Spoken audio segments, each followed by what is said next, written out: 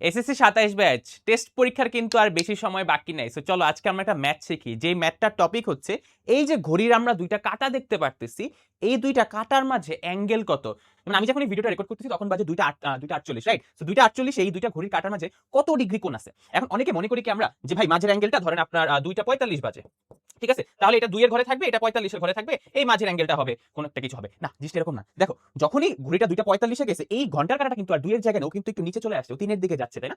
সেখানে কিন্তু কিছু হিসাব আছে, বাট আমরা যেহেতু এমসিকিউর জন্য ম্যাথগুলো করতে যাচ্ছি, আমরা এত ঝামেলা যাব না, এই ক্যালকুলেশনে যাব না।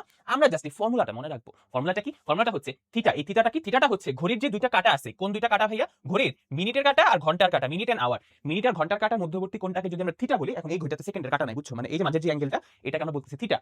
তাহলে এটা যদি থিটা হয় তাহলে 11m - 60h ডিভাইডেড বাই 2, এটাই হচ্ছে আমার এই দুইটা কাঁটার মধ্যবর্তী কোণের ভ্যালু। যেখানে এম এর জায়গায় কি বসাবো আমরা? কত মিনিট হয়েছে সেটার ভ্যালু, আর আওয়ারের জায়গায় কি বসাবো? কত ঘন্টা হয়েছে। ঠিক আছে, চলো আমরা একটা বোর্ডের এমসিকিউ সলভ করি। যেমন এই কোশ্চেনটা যশোরে আসছে, চট্টগ্রামে আসছে। কোশ্চেনটা হচ্ছে 9:25 এর সময় ঘন্টার কাঁটা এবং মিনিটের কাঁটার মধ্যবর্তী কোণ কত। তাহলে আমাদের সূত্রটা কি? সূত্রটা হচ্ছে theta equal to 11m - 60h divided by 2। একটা মডুলাস আছে, কারণ আনসার মাঝে মধ্যে মাইনাস আসতে পারে। তাহলে আমরা এখানে কিভাবে ভ্যালু বসাবো? 11 ইনটু মিনিটের জায়গায় ভ্যালু বসাবো আমরা 25, আর 60 আওয়ারের জায়গায় আমরা বসাবো হচ্ছে 9, তাই না? 9টা, আর নিচে ডিভাইডেড বাই 2। তাহলে আমরা এখন ক্যালকুলেটর নেই। তাহলে 11 ইনটু 25 - 60 ইনটু 9 ডিভাইডেড বাই 2, তাহলে আমাদের আনসার আসছে 132.5। মাইনাস আছে, এটা আমরা নিব না কারণ মডুলাস ছিল, তাই না? তাহলে এটা আনসার আসছে কি 132.5, মানে আনসার হচ্ছে নাম্বার গ। চলো আমরা আনসার রিভিল করি। হ্যাঁ, আনসার গ ঠিক আছে আমাদের। ওকে, চলো পয়টাতে যাই।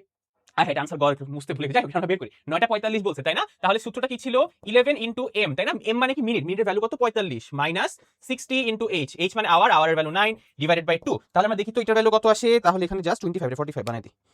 এটা আসে আমাদের 45/2, তাই না? বা 22.5। তাহলে যদি মডুলাস ছিল তাহলে আমরা মাইনাসটা নিব না, 22.5। এখন ভাই এটা কিন্তু ডিগ্রির ভ্যালু, তোমার অপশনগুলো কিন্তু আছে রেডিয়ানে। সো ডিগ্রি থেকে রেডিয়ানে কনভার্ট করার উপায় কি? পাই/180 দিয়ে আনসারটাকে গুণ দিব। সো আনসার তোমার ক্যালকুলেটরে যা আসছে সেটাকে পাই/180 দিয়ে গুণ দিয়ে দিবা, তাহলে আসে কত? পাই/8। তার মানে এটা আনসার হচ্ছে আমাদের পাই/8 রেডিয়ান। ওকে, এই হচ্ছে আনসার। আচ্ছা, এখন তোমার একটা টিপস দে। হ্যাঁ, যদি কখনো এই যে ভ্যালুগুলো তুমি বের করতেছো, এই যে তুমি ভ্যালুগুলো বের করতেছো ভাই, এই ভ্যালুগুলো যদি 180-র চেয়ে বড় চলে আসে, থিটার ভ্যালু যদি 180-র চেয়ে বড় চলে আসে, তাহলে তুমি যেই আনসারটা পাবা, মানে ফর্মুলা থেকে যে আনসারটা পাবা, সেটা 360 থেকে বাদ দিবা, তাইলে সেটাই হবে তোমার কারেক্ট আনসার। কি বলছি আরেকবার শোনো, মনোযোগ দিয়ে শোনো।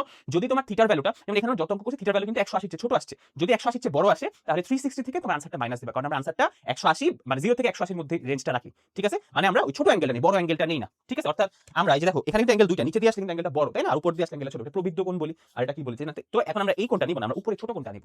ঠিক আছে, ওকে। যদি এটা বুঝে থাকো তাহলে এটা সলভ করে আনসারটা কমেন্টে জানাও, এন্ড ফলো ফর মোর, কারণ টাইম কিন্তু বেশি নাই। টাটা, আসসালামু আলাইকুম।